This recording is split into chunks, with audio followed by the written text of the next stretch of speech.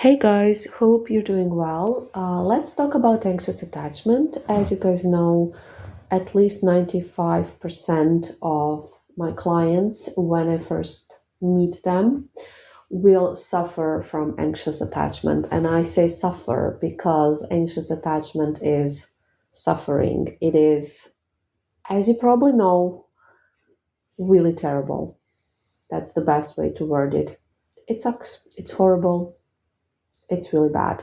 So, let's talk about it a bit, and this hopefully will be helpful for you guys. So, anxiously attached people, they need constant reassurance.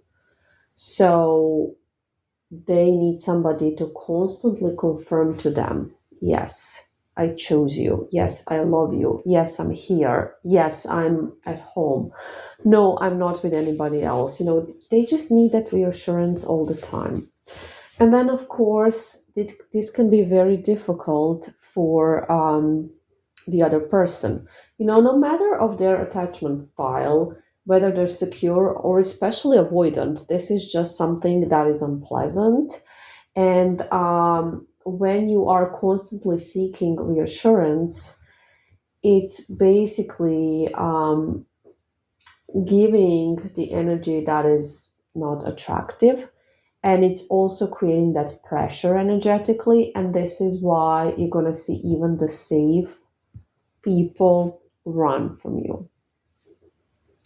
However, the reason why you need constant reassurance, you constantly need to be reminded that yes, you are chosen, yes, you are special, yes, you are loved. The reason why you need it all the time is because you are not giving it to yourself. You do not validate yourself, and you do not feel like you're loved or chosen no matter how much somebody loves or chooses you. So for you, nothing is ever enough. And you don't, because it's not like it's not enough. It's more like you never feel like you're safe. That's the thing. You never feel safe. That's the problem.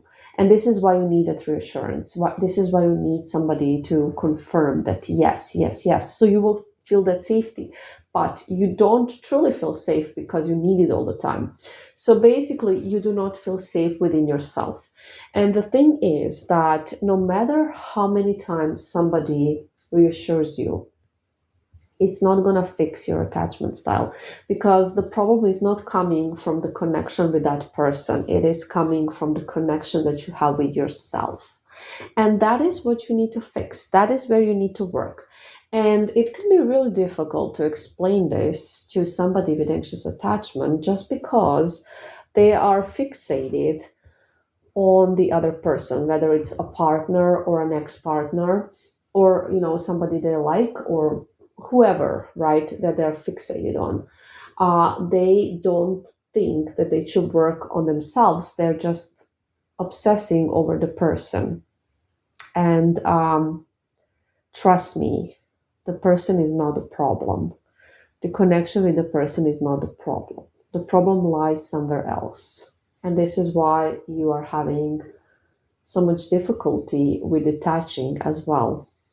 It's the same thing, because you basically get attached and then you seek validation from that person. And no matter how much validation you receive, it doesn't fulfill you. It doesn't feel safe. It still doesn't feel safe. You still need to ask. You still need more. And that's because you do not feel safe within yourself. That's the problem. And anxiously attached people are very prone to every little change. So if somebody doesn't reply to a text for a little bit of time because they're busy, instantly an anxiously attached person will think something is wrong, they did something wrong, this person suddenly doesn't love them anymore, this person has changed their mind, this person is maybe with somebody else, this person chose somebody else. So you can see just with the way you react whether you are anxiously attached. Because if these are the first thoughts that go through your head, then something is obviously not right. So immediately, they will feel every little change or every little, thing, imbalance as danger, as huge danger. Oh no, they're gonna live forever. They don't love me anymore. It's over. I'm gonna die. All of those things. Okay. So anxiously attached people, your problem is that you do not feel safe. And I'm not talking in the relationship, because that's not where it comes from. You do not feel safe with yourself, within yourself. That's the thing, and this is where you need to work. And believe me, this is going to be so helpful if you do it, if you listen to me. It's going to help you so much in the future.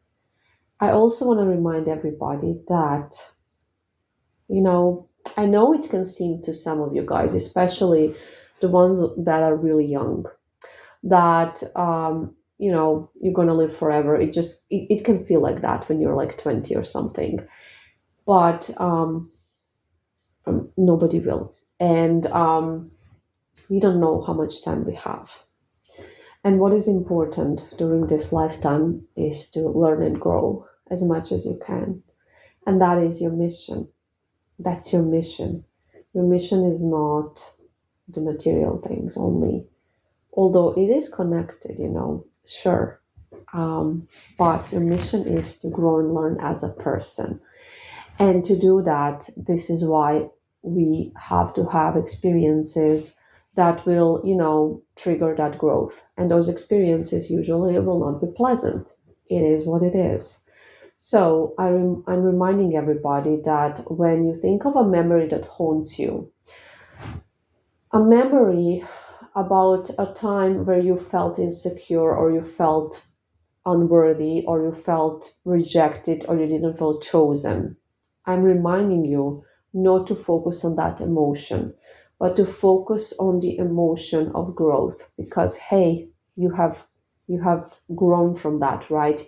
You have become the person you are today, or you're becoming the person that you will be in the future. And that's the feeling that you should associate with unpleasant memories, because they were crucial, And some karmic people, for example, a lot of you guys have like toxic exes. I mean, everybody pretty much does. A lot of us, we have toxic exes, and like have been through really rough relationships. And instead of looking yourself as a victim, and this person is somebody who victimized us, look at yourself as somebody who learned so much from that, because you have. Believe me, you have. You have learned so much, and that was the purpose of that. And the purpose was not to make you a victim, to bring you down, to keep you down. The purpose was to lift you up, actually. And this person was simply a teacher. So always look at the big picture. Always remember how much you have grown and learned from difficult times. And remember that this life has a point and a mission, and that not everybody, unfortunately, will understand that and will be aware of that. And a lot of people will just live on autopilot. I think majority of the people will just go through life on autopilot, and will be focusing on things that are not important, that are not the point. And I think that's very sad. So consider yourselves lucky, because you get to change a lot of things, and you get to learn a lot of things, and use that. Use that. Think about it. Really think about it. Think about it, guys. And I hope this makes everything easier. I know how hard it is to be anxiously attached, but you don't need to be. This is something that is fixable. Um, so work on the attachment where it needs to be worked on, which is yourself, making yourself safe, validating yourself, because you're not doing it. If you were doing it, you would not be seeking for that outside validation.